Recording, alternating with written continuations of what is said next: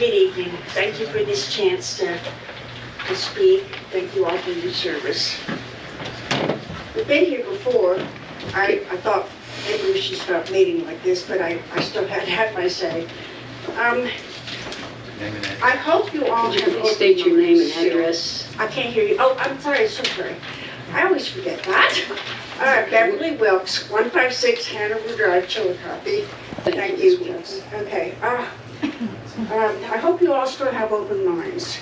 I appreciate the dialogue that we've had and the opportunity.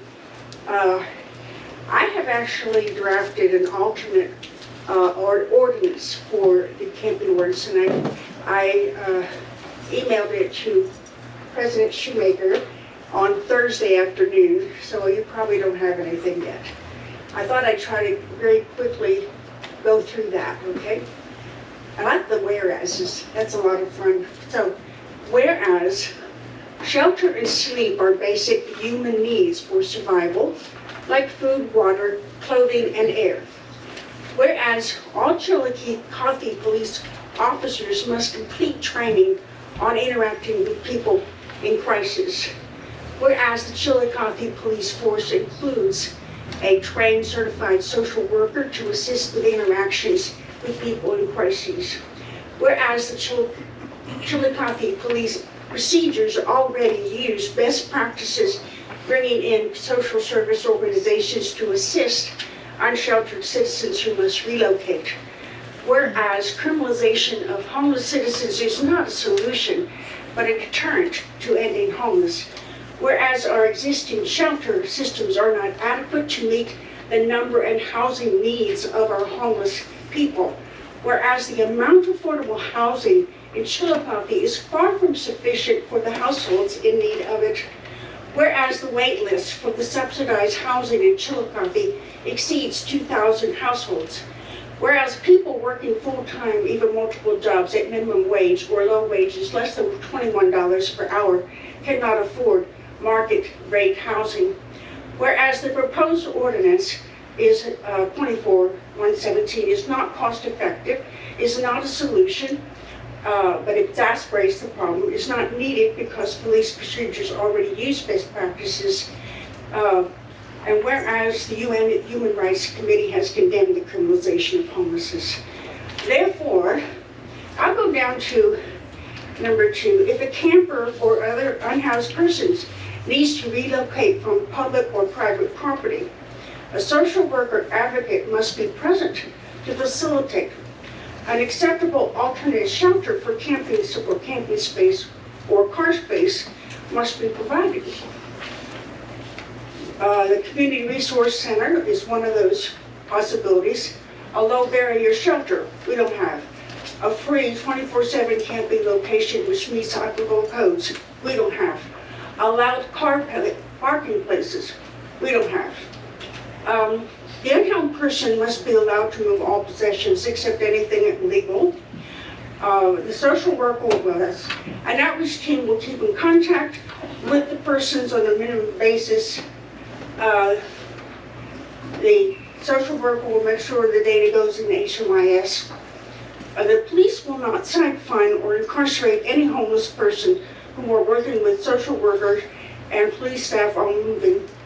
If someone is in crisis, they will be treated on site or given to appropriate facility. The thing is, I know you all are legislators and you want law and order. 1 minute. This is not something that we can legislate and morally. Thank you all.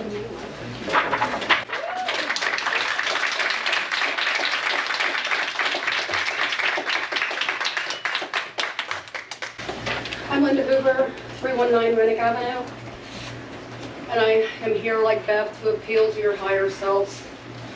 You won't listen to the voices of our city leaders. You don't listen to the agencies, the providers that work on the front lines of our homeless situation, who do the heavy lifting so you don't have to. You won't listen to many who stood at your review meeting to ask council to table or withdraw this cruel ordinance that you're hell-bent to pass. You don't hear the warnings that passing this will not be the flex that council thinks it is.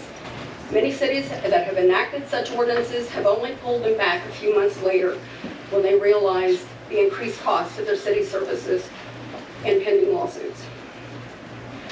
We all know who will wind up footing the bill for this. It's not going to be you. It's going to be all of us. It's going to be the taxpayers. And need I say, the voters. The cost of providing humane services to those who cannot enter local shelters will be far less than constantly shuffling people without housing out of their modest shelters to unknown locations. I don't hear any solutions being discussed that would create space for them to be moved to. Do you propose that they just wander the city streets from 10 p.m. to 6 a.m. like a bunch of zombies? Is that going to make our city look any safer? Is it going to make us look any better? I don't think so. When do the people of our city become so self-absorbed and so self-important that they feel justified to scorn someone whose life is in shambles?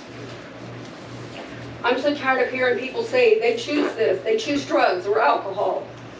Why don't they get jobs? How successful would you be if you didn't have a place to shower, a place to have clean clothes and be able to change clothes and make yourself presentable to go out on a job interview? Could you do that? I don't think so.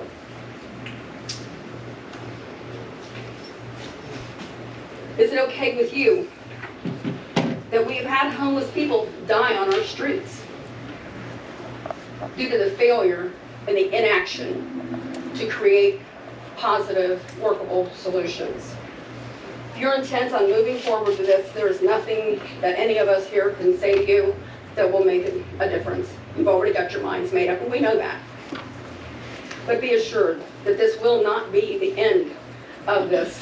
With all the advocates that are here tonight, we will continue to fight against this using all of the resources at our disposal, and we will be watching what happens. I would only pray for you to have a change of heart, but I think I will instead pray for those who deserve and need it. You know, as Christ said, for whatever you do unto the least of these, you also do to me. God save your souls.